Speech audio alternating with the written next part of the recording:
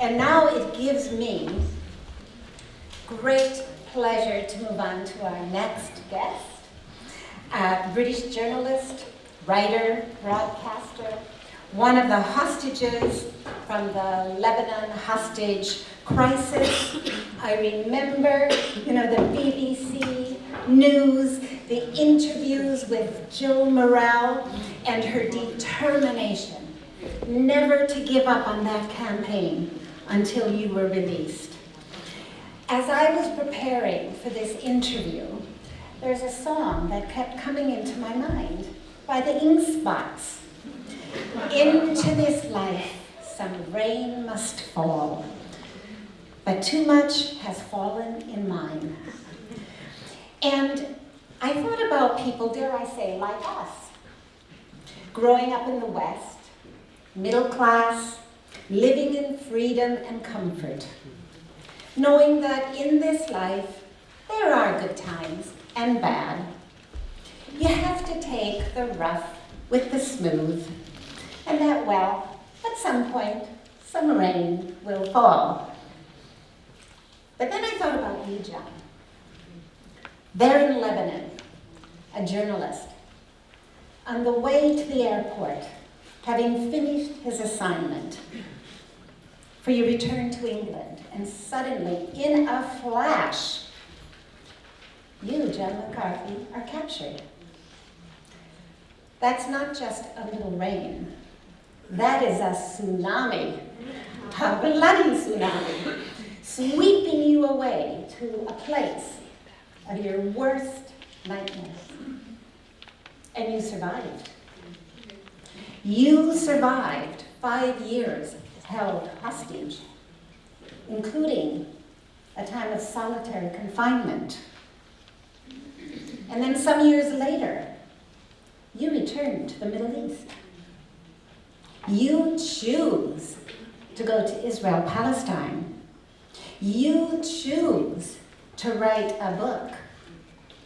You can't hide the sun, a journey through Israel and Palestine. That begs the question, why? Why did you go there? Why did you want to write such a book? Well, I will answer the question. I just wanted to say thank you to Linda and to everyone at ICAHD for inviting me here today. It's wonderful to be here, to have heard the work that ICAHD UK has done in the past 10 years, which is a brilliant achievement to have managed a decade. That's fantastic. And also humbling to listen to Jeff and Ilan speaking today. I have to admit very honestly now in front of Ilan, as I have done in front of his friends and colleagues, Avi Schleim and Eugene Rogan, who are both based in Oxford, that I use their material a lot. Trying to understand the situation and also using it within my own text. I hope I haven't plagiarized anything, Ilan, but if I have, you can come and hit me later. So it's a great honor to be here. And I think it's a good question. Why did I want to go back to the Middle East? I think after that experience, many people would have expected me never to go back to that part of the world. It was an extreme and very difficult time for me, obviously within captivity, and then the family and friends back home. Jill, particularly, as you say, campaigning all those years for me and the other guys. I think I wanted to go back because whilst I was free in Lebanon before being kidnapped, I did have a little chance as a very naive and inexperienced journalist to travel around a little bit within Lebanon. And one of the most extraordinary experiences was going to the Ain al-Helwi refugee camp in the south of the country. And just driving around, very much the voyeur, looking at this extraordinary place, these tiny cramped streets, and thinking, how can people live here? How desolate it is, and just feeling relieved that I could go away and think, as I was thinking on that drive to the airport, getting back to my safe middle-class home in Middle England. And then I obviously didn't do that, and I found myself in a place where all I was thinking about was home, wanting to be home, and very conscious, suddenly thinking, that's what those people in Ain al-Helwi have done, whether it's the children or their parents or their grandparents even, who've been there for over 40 years now. Refugees from their homes in Palestine. And I think it was an experience that allowed me to understand quite a lot more about the plight of refugees anywhere. People denied their home anywhere, but especially that situation of the Palestinians. I could suddenly empathise in a profound way, rather than pure sympathy for what looked like a dire existence. Coming home, initially I didn't want to return, particularly not to Lebanon, but I became very interested in the idea of the deep, very deep background to the Israel-Palestine question, through having read the Bible. For much of the period of captivity we didn't have books, but the people holding history, Muslims, always made sure that we had our holy book, just as they would always have the Quran. And I read it, cover to cover a few times, which was all I had to read, so I did. And found it actually quite encouraging that at times people behaved very badly in the Bible, and I thought, well, that's good. So maybe I'm such a waster of my life as I thought. If David could get plastered and dance around like a loony, then maybe it wasn't so bad that I had done that when I was at university. But I thought it was interesting to try and understand what is the reality of this history as it's presented to us and the profound effect it has on the world. So my initial visits to Israel-Palestine were in the guise of working as a journalist, trying to understand the background to Bible history and then bringing it forward to the role it played in the modern Israel-Palestine conflict. But it was on a number of journalistic missions, if you like, to Israel-Palestine, that I found myself sitting in a house in Lod, right in the centre of Israel. Lod, which is between Jerusalem and Tel Aviv. Exactly. So it's in the state of Israel. Right within the heart of the state of Israel, just a few miles from Ben Gurion Airport. And I was visiting a family of Bedouin people who lived there for generations. But it was extraordinary visiting their home because the neighbourhood around it, which was inhabited by other Bedouin too, it looked like a war zone. It looked extraordinary. It looked like scenes that I'd seen in Beirut when I'd gone there in '86 of the absolute devastation of war. But this wasn't a war zone at all. It was just an ordinary neighbourhood, or should have been an ordinary neighbourhood. And I learned from them their experience, which was that all their houses, the whole neighbourhood, including the family I visited, their house was under demolition orders. And the only reason being that they wanted, that the Jewish council, the community around them, wanted them out. They wanted them to go away. And I remember sitting in this very simple little house with the family. The wife was a nurse, the husband a pharmacist, and their 3 little children, 2 girls and a very small boy, playing around us, playing on the feet around me and the camera that I was working with. And as they told their story of how the demolition crews with lots of army and police and whatever came storming in one morning. In fact, so the pharmacist was away, so just the wife Rania and her children there, came storming into the house, utterly terrifying, of course. The children, Rania was devastated because she was still in her night clothes. It was inevitably, as they do these things, even before the dawn light had come up. She was very embarrassed and humiliated. The children were terrified. And the whole point of that visit was simply to say, oh, we're not going to do it today. We'll be coming back. Awful. And so described it. He said it's like living in suspended animation. He said you can't reach for the sky, but you cannot touch the ground. And I remember at that point my daughter was about a year old, and watching the little boy playing on the floor in front of me, it just made me think of my little girl and how I would be going back to her in a couple of weeks' time, to our home out in Suffolk on the east coast of England, and how it was impossible to think that our home would ever be threatened. That anybody would ever come and say, you haven't got planning permission for this, I'm afraid we're going to knock you down, you have to go anywhere. You don't care where, you're just going to go somewhere else. And just looking at that little boy and the two girls, and thinking of my own daughter, and the security that I had, I remember I found myself in floods of tears. And that story made me think, wait a minute, you're citizens of Israel. You're not terrorists in the West Bank. You're citizens here, and you're meant to be given every right by the Constitution, etc., etc., Declaration. Yes, but we don't have those rights. And that was really what spurred me to try and understand the plight, if you like, the situation of the Palestinians who had managed, a few obviously back in 1947-48, who'd managed to stay, and what their journey, if you like, had been through the ensuing years, sort of looking particularly up close to the 60th anniversary of Israel in 2008. And that's what made me think I want to try and understand this, and to recognise, which even though I've been there many times, I hadn't appreciated, that 1 in 5 Israelis is an Arab. And you think, wait a minute, the Jewish homeland? It's what Ilan's been talking about, of course, this morning, very, very movingly. this doesn't add up, this is insane. You know, it cannot work as a Jewish family, it's got to represent everybody. How has that experience been happening? Mm-hmm. So you had that exposure, you started asking questions, you came home, then you started reading other books and made that decision to go back. And how long did you spend? Which parts exactly? Well, I ended up, it's a complicated thing, so I wanted to tell the sort of chronological story. Yes. From 47, from 48, right up to the present. But I also wanted to explore the various communities and areas within Israel, and although Palestinians quite rightly would say you mustn't include East Jerusalem as Israel, so we're not Palestinian Israelis here, I said no, but I want to go there and explore that because Israel has clearly annexed that area and claims it is as part of Israel, but also because in a way, my feeling was that would most clearly demonstrate that the idea of the Nakba, the ethnic cleansing, was still very much a live issue, and I wanted that to be included in the book, so hopefully those who read it would understand that.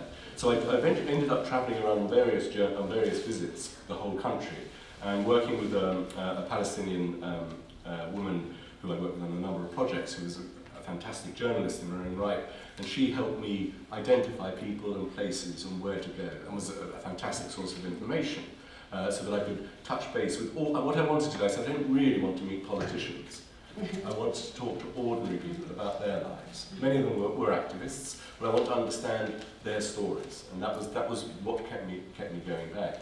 And I think I'm talking to people, elderly people obviously, who remembered being 13 or 14 in 1947, 48, and hearing how their world, which had been a very comfortable world, a world particularly those people who had been able to remain and were still in the Galilee in the north, how suddenly their life had been absolutely turned upside down. They'd been forced out of their villages, their families were separated and split up, many racing and running away, or being driven out directly into Lebanon in particular from that part of the Galilee. And I remember talking to one woman called Wafia, who was I think in her 80s, and there was extraordinary stillness about her. I met her, interviewed her with this friend Suha in her house in Tarshiha in Galilee. And she spoke very calmly initially about the experience of the Jewish forces, as they still were, Israel didn't even quite declared at that point, coming in, the paramilitary forces, and forcing everybody out, and running, and living on the hillsides. It's beautiful, they're still beautiful hillsides, yes. But suddenly those places had become areas of absolute terror. And they were running around in the night, young children with parents, of course, with no food, etc. And understanding that, and I remember she just broke down at one point, and there was silence in this room. She had her husband, her children and grandchildren were sitting there with us, and they must have heard the story before. There was an extraordinary stillness, as I say, in that room. And she stopped and paused and was just sobbing for a few moments. And she spoke about her fiancé, who they'd just been about to get married. Quite young, I guess 16 or so he was 17, I think. And one night he and his family fled and they went to Lebanon. And she never saw him again, because obviously they weren't allowed to come back.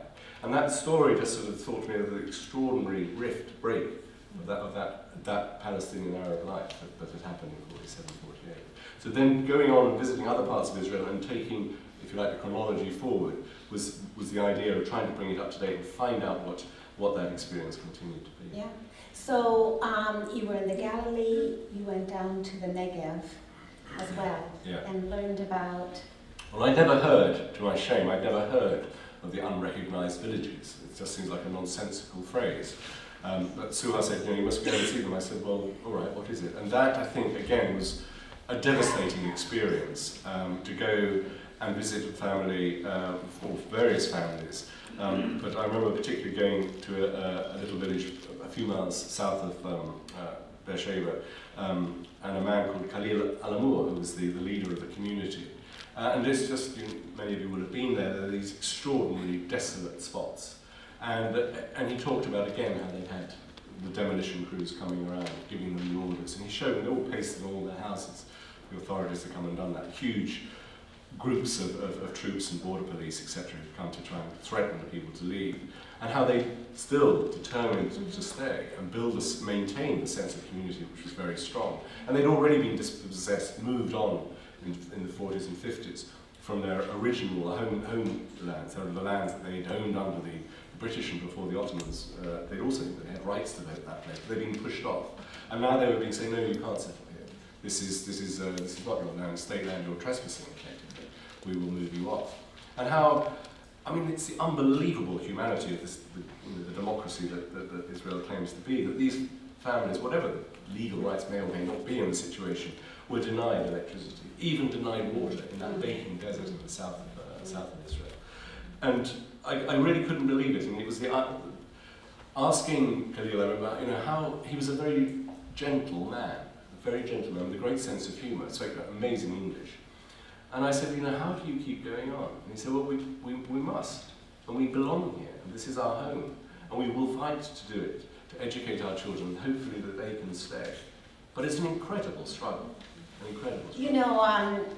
You mentioned Halil Lamor.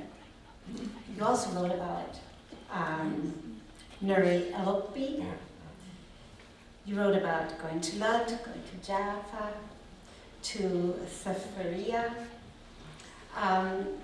These are places some of us know. We go there on the study tours as well. You described it incredibly well. I could picture all of this. I think one of the interesting things, and Jeff was talking about this very much this morning, with the idea of maps, and looking at the map and the secret maps, the maps we don't really know about, the intentions behind those maps. But one of the things that I learned, which was fascinating, was how to read the modern Israeli landscape in particular. And to realise that one of the reasons I was always been interested in the Middle East, but particularly Palestine, as my father served in the British Army there at the end of the Second World War, during the period when the British mandate was unravelling, and a number of his colleagues, other servicemen, were blown up by groups like the Stern Gang, etc., the King David's Hotel bombing, which obviously we've all heard about. And he had a map, I remember when I was little, that he'd had as a soldier of Palestine. And I got lost during the years, but I got copies of it. And looking at those maps, and looking at the villages, and talking to the people who would speak about, you would say, you go to see a young man in a bar in Haifa, for instance, Palestinian guy, say, where are you from? And he'll say, oh, I'm from Biraim. And I'd say, but you're only, I don't know, 18, 19, 20 years old, you're working here as a barman. Biraim hasn't existed, for decades. I know, but that's my home, that's where I'm from. And it's fascinating to look at those maps and see all those places that these people talk about, all those villages that were lost and destroyed, and some large ones too, of course. I think they are still there. They're there they are there in the memory, despite everything that the state of Israel has tried to do to delete them from the collective memory. It's certainly succeeded on one level. If you travel around as you would have done with a road map, they're not there anymore. Or if they are, their names have been slightly changed, been Judaicized or Hebraicized, I suppose, perhaps. And it's fascinating to think, where were those villages? And as you go around with the map, you look and think, oh, there's another pretty forest. And what was it? Yes. We're bringing this empty desert that we've managed to transform into this wonderful garden with these beautiful forests, how glorious that is. And you think, yes, but that's just to hide those buildings, those communities, that history and culture that was destroyed and pushed away. Yes, in place of a village. We don't have much time left. I would like to read a couple of sentences from your book. You write, the stories people have shared with me conveyed terrible accounts of violence and oppression, but also a surprisingly uplifting narrative of a people coming out of the shadows of total defeat to find themselves and to begin to make themselves heard. In the final couple of minutes that we have, will you talk a bit about that aspect of survival and resilience that you found in the people and relate it to your own story? Oh, right, okay. I might touch on mine. I suppose, from my point of view, my experience was obviously one of devastation, that being captured, thrown into a cell for 4 months in isolation underground, terrified, utterly terrified, devastated by that. And then fortunately spending the next 5 years effectively with other hostages, particularly with Brian Keenan, the Irishman, who many you may well have read, Even Cradling, a fantastic book he wrote about our experiences. But I think because discovering in that extreme adversity not only that one has a basic desire to survive as a human being, and that by sharing that experience with somebody else, you can build a bond and work together, if you like. It is working together to keep going. But that is based absolutely, I think Brian and I discovered that without ever talking about it, the idea of respecting each other. And furthermore, I think we took it a step further, that we recognised that whilst we must respect each other as human beings, we must fight as best we could under those circumstances. And we were always blindfolded them when there were guards in the cell, or cells when we were moved, we were chained up, etc. We had no real resistance beyond occasionally going on hunger strike to whatever they were doing. But I think we recognise too that not only should we respect each other and fight for each other's humanity and dignity, we had to recognise that of those people who were holding us. They were young men, they were 19, 20 years old. I thought I came to Lebanon as this naive journo 10 years into the Civil War, and yet these young men, for the most part, there were one or two guys who couldn't resist using their power against us, and I think that would happen in any group of young men, women too perhaps. But for the most part, they didn't abuse us. Yes, the situation was abusive, but they didn't take it further to abuse us. And I thought that's interesting. They still show us respect. They still have that despite the utter chaos of civil war. And I think that Lebanon had been going through for a decade at that point, and had been all their formative years, had known that horror. And I suppose I saw an awful lot of that within the Palestinian community in Israel. I discovered it in the West Bank, and I'm sure it's there obviously too within much of the Jewish community, clearly in Israel. That idea of we must still try and respect it. It's when that vision becomes blinkered and you just say, no, we should be separated. That Ilan was talking about earlier, the horror of demographic borders.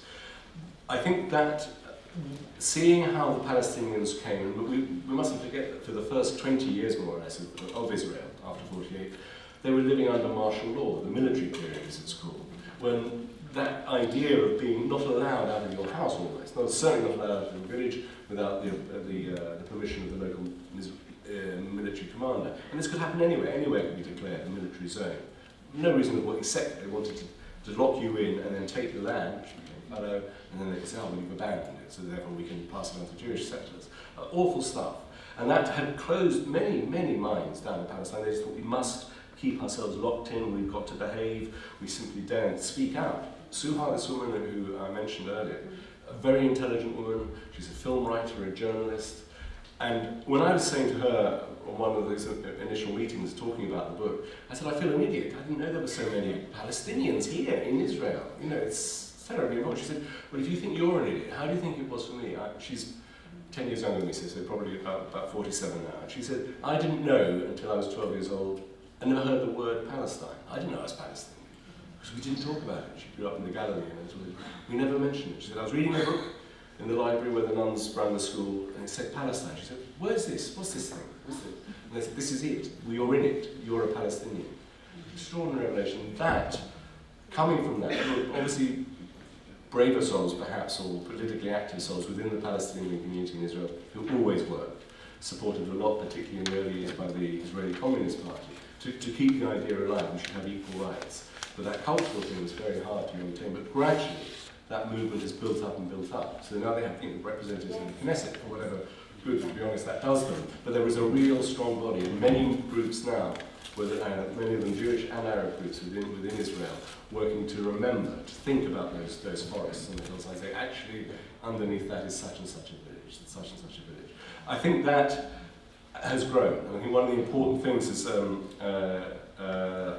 forgive me, it was either Jeff or Ilan was referring to the fact that in '67 they decided that it wasn't a good idea to expel all the Arabs from the West Bank and the Palestinians from the West Bank because there was television now.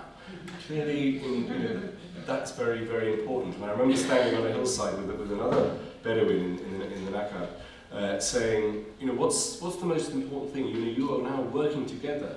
You were formerly a very frightened little population down here. You still face enormous threats and violence from the state. And yet you were working, campaigning. He was trying to set up a group between other villages and himself about schooling, which is dire for the Bedouin children down there. I said, where have you found this strength? How is it possible? And he just held up his little mobile phone. Technology, now we can do it. So now, and also the outside world is learning more and more about us with internet, etc., etc. Yes. Well, and you certainly have played your part as well in helping to tell the story of the Palestinian Israelis, those in the Galilee, those in the Negev. It's a very, very relevant issue. And we've got Nakba commemorations coming up in May, so we'll be doing our part here then. I'm sorry that I don't have more time with this, but in a minute I'll invite you to place questions to John.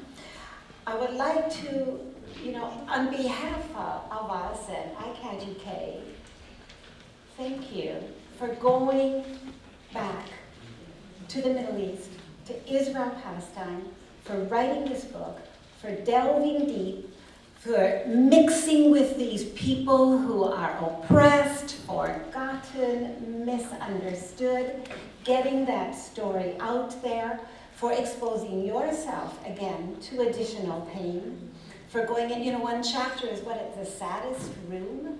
It's